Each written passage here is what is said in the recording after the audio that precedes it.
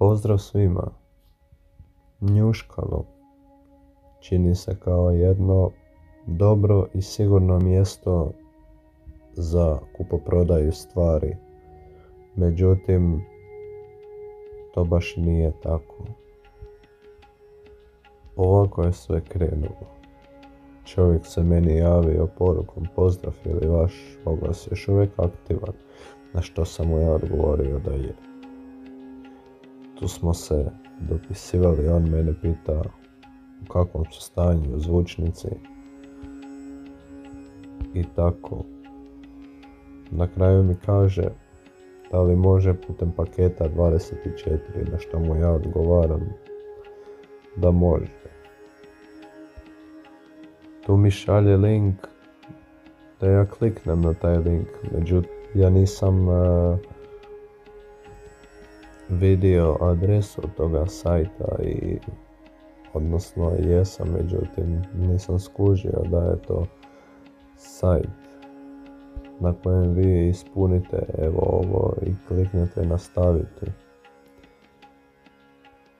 Sve se činilo toliko legalno i sigurno da čovjek uopće ne bi posumnjao.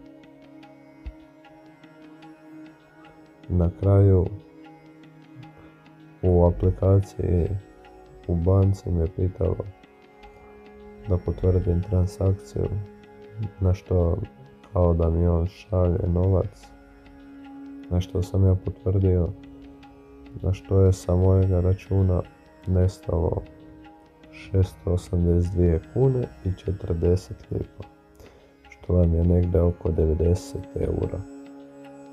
Tako da, eto, ljudi moji, prevare su na sve strane. Sad sam jedino iz ove poruke naučio da više opreza treba i to vam je to. Međutim, ovo je bilo sve u brzom hodu, tako da se ne isplati brzati. Tako da, eto, nadam se da sam vas upozorio i mi se vidimo do sljedećeg videa, a do tada lajkujte, šerujte i subscribeujte se na kanal. Idemo prema 150 subscribera, tako da bit će zanimljivoga sadržaja.